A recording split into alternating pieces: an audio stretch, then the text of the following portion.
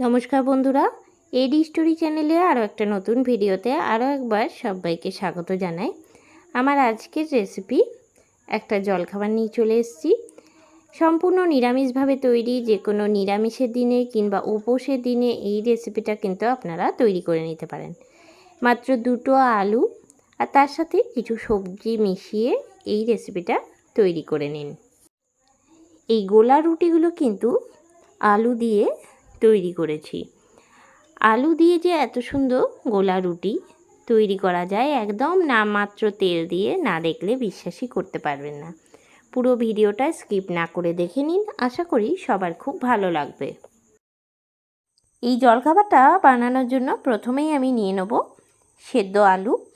আলু সেদ্ধটা কিন্তু লাগবে। আমি এখানে দুটো বড় সাইজের আলু নিয়েছি। আলুটা আমি এখন গ্রেট করে নিচ্ছি। বাড়িতে ম্যাশার থাকলে আলুটা ম্যাশ করেও কিন্তু নিতে পারেন। একটা আলু গ্রেট করে নেওয়া হয়ে গেলে আরও একটা আলু আমি গ্রেট করে নিচ্ছি। এর সাথে আমি কিছু সবজি মিশিয়ে নেব।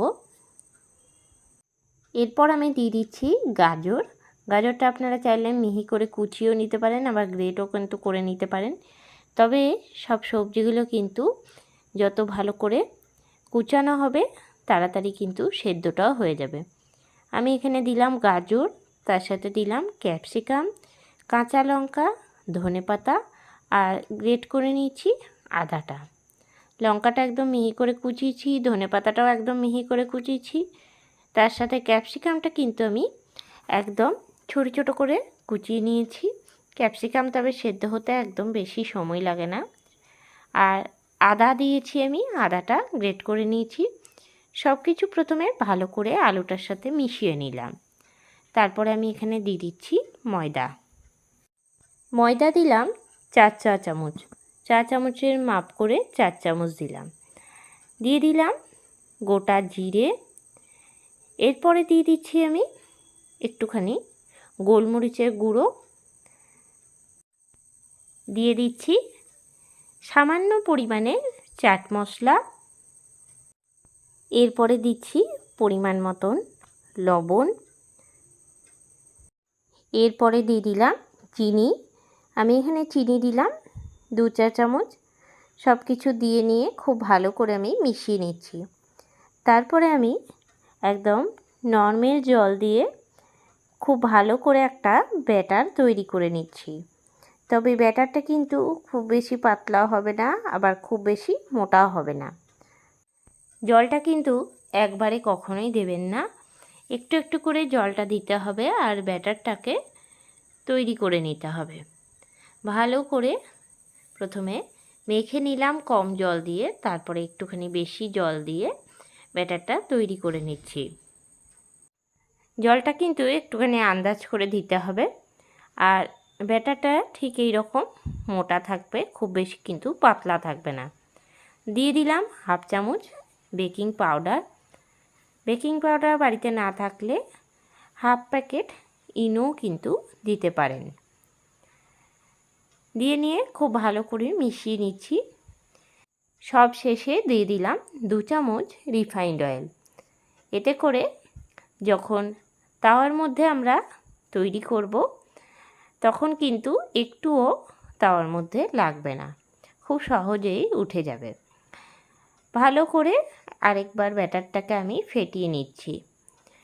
যদি এর মধ্যে পেঁয়াজ দিতে চান তাহলে অবশ্যই দিতে পারেন। আমি নিরামিষ দিনের জন্য এই জলখাবারের রেসিপিটা শেয়ার করছি। ব্যাটারটা রেডি করে নেওয়ার পর আমি তাওয়া চাপিয়ে নিয়েছি আর তাওয়ার মধ্যে দিয়ে দিচ্ছি রিফাইন্ড অয়েল একদম সামান্য পরিমাণে। তেলটা আমি তাওয়ার চারপাশে ভালো করে বুলিয়ে নিচ্ছি। তাওয়া খুব ভালো করে গরম হয়ে গেলে আমি দিয়ে দিচ্ছি ব্যাটারটা। ব্যাটারটা আমি এখানে 2 হাতা দিলাম আর হাতা দিয়েই একটুখানি গোল করে দিচ্ছি। দিয়ে দেবো একটা চাপা ঢাকা আর গ্যাসের ফ্লেমটা একদম লোতে করে দেবো। 2 মিনিট পর আমি ঢাকনাটা খুলে নিলাম আর আমি খুন্তি দিয়ে এখন উল্টিয়ে দিচ্ছি।